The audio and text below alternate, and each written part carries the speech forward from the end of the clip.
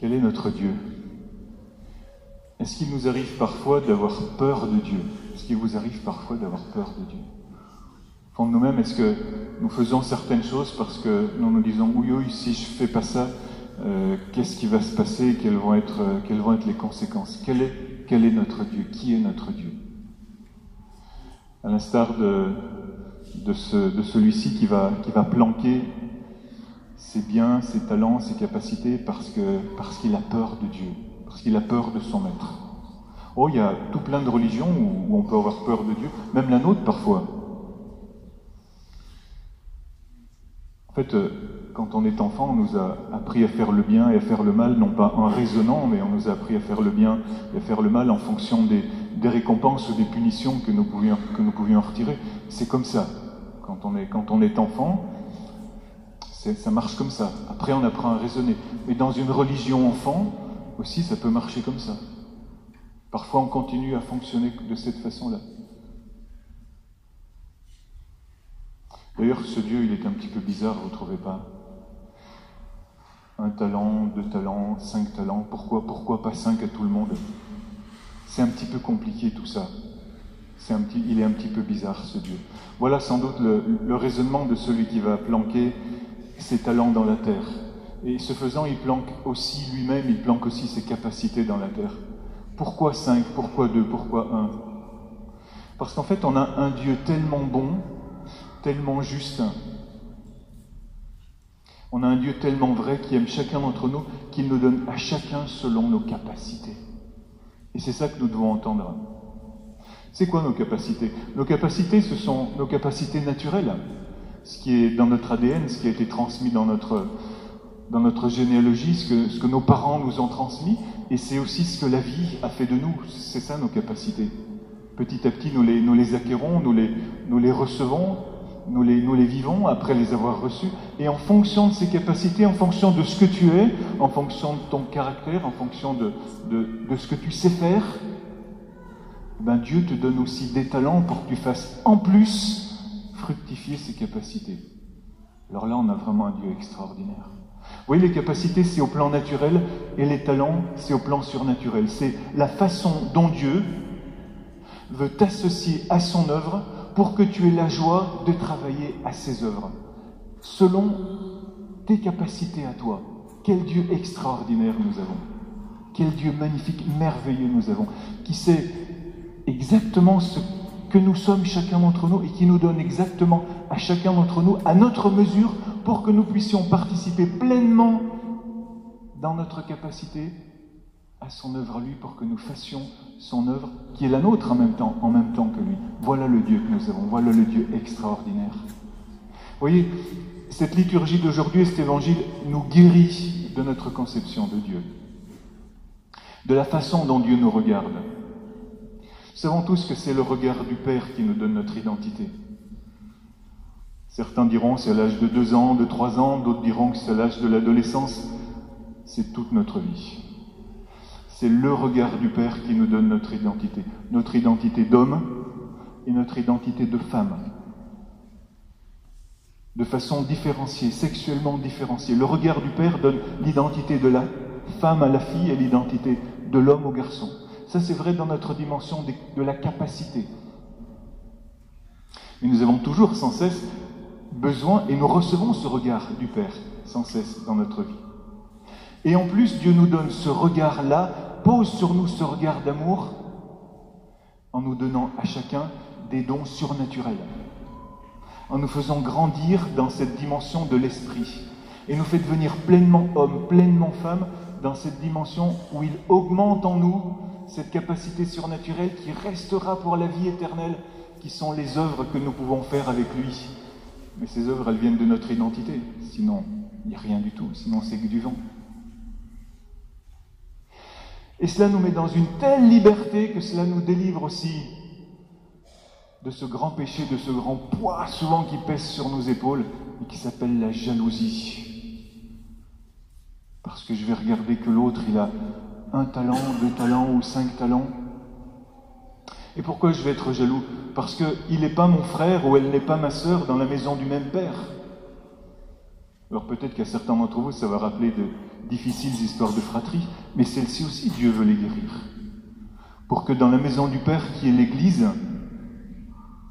nous ayons des frères et des sœurs dont nous ne sommes pas jaloux, mais avec lesquels nous sommes profondément complémentaires parce que nous sommes aimés d'une façon absolue, surabondante, débordante par notre Père, encouragés par le regard et l'action de Marie, notre mère.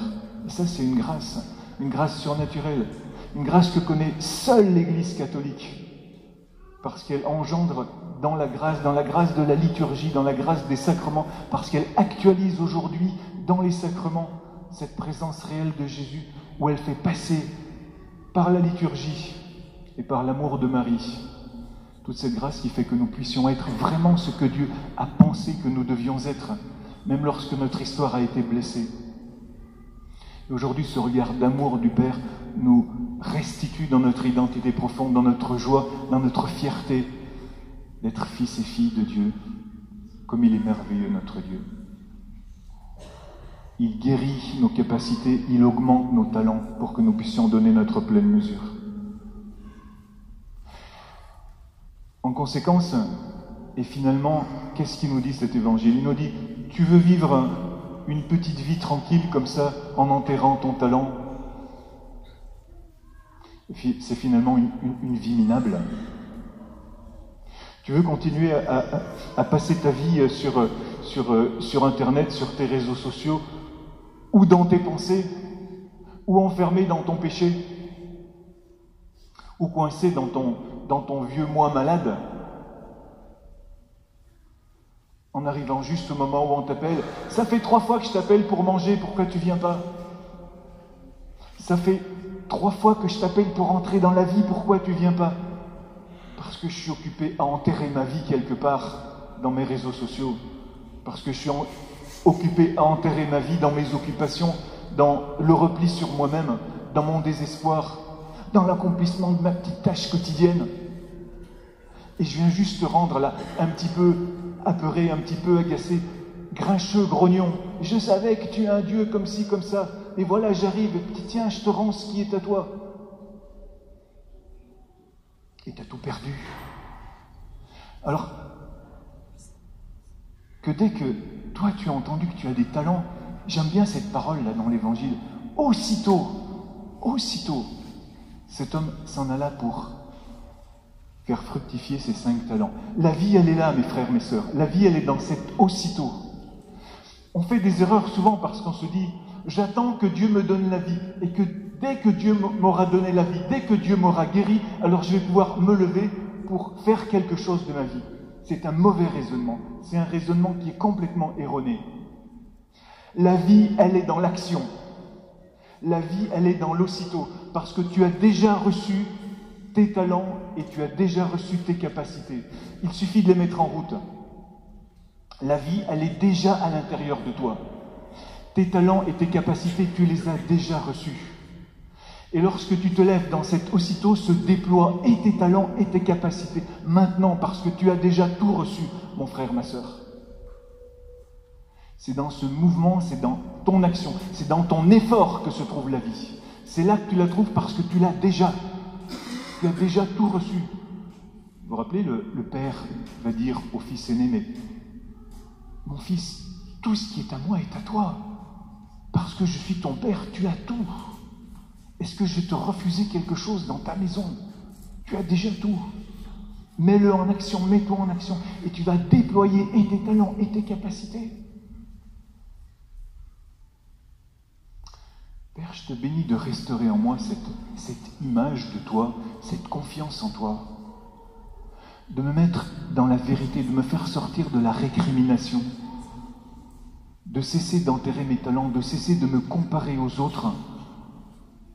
Oh, quelle énergie ça me prend, Seigneur, de me comparer aux autres et de me rabaisser ou de me surélever dans ce même faux raisonnement qui est que je ne me connais pas moi-même. Tous, frères et sœurs, nous connaissons ces temps d'absence de Dieu. Dieu nous a confié des capacités et des talents et parfois il semble qu'il soit parti. Nous avons des tristesses, des échecs, des deuils, des problèmes financiers, des problèmes familiaux, des burn-out, des maladies, des dépressions. Tout ça, c'est l'absence de Dieu. Mais Dieu, dans ce que tu es, là, dans ce que tu vis maintenant, t'a donné des talents à faire fructifier tout de suite, immédiatement, dans la mesure que tu peux, 1 ou 5. Mais Dieu te les a déjà donnés. Il suffit que tu vives dans cet aussitôt. Et Dieu va te combler de joie dans ta mesure à toi. Peu importe si la mesure de l'autre est 10 ou 100 000 et la tienne est 1. L'important, c'est que tu sois plein, que tu sois rempli. Parce que Dieu a pensé à un bonheur absolu, total pour toi. Qu'est-ce que tu peux comparer dans l'univers? Que connais-tu de l'univers? Que connais-tu du bonheur et du bonheur des autres? Mais Dieu connaît ton bonheur à toi et il veut te remplir dans ta capacité à toi. Et te restaurer dans la confiance en lui et la confiance en toi-même. De retrouver ta plénitude et d'arrêter de gamberger sans arrêt, sans arrêt, sans arrêt. Vous savez, quand on commence à penser tellement aux problèmes de guérison, on est toujours malade. Et on arrive à vivre comme des gens malades toute notre vie parce qu'on veut guérir. Alléluia. Alors que Dieu nous a déjà guéris. Alléluia. Parce qu'il nous a rendu la plénitude de notre identité. Amen. Alors je bénis Dieu aujourd'hui avec vous parce que je crois que l'onction la plus belle qu'il veut nous donner dans cette Eucharistie, c'est d'être réconciliés avec nous-mêmes. De nous accepter tels que nous sommes. De nous sentir tellement, tellement aimés par ce regard du Père aujourd'hui guérissant que nous pouvons nous dire vraiment en toute vérité en face de Dieu: oh Seigneur, merci parce que je suis tel que je suis là, comme ça maintenant, tel que je suis. Je te bénis et je te rends grâce, Seigneur. Et mon action de grâce, c'est vraiment le meilleur talent que je puisse te rendre, que je fais fructifier de tout mon cœur, de toute mon âme, de tout mon esprit. Je t'aime, Papa, et je t'aime parce que je suis tel que je suis aujourd'hui, tel que je suis, et je peux te rendre grâce éternellement. Et voilà mon bonheur. Et je suis vraiment réconcilié avec toi, avec mes frères et avec moi-même. Béni sois-tu, Seigneur. Gloire à toi. Amen, Seigneur.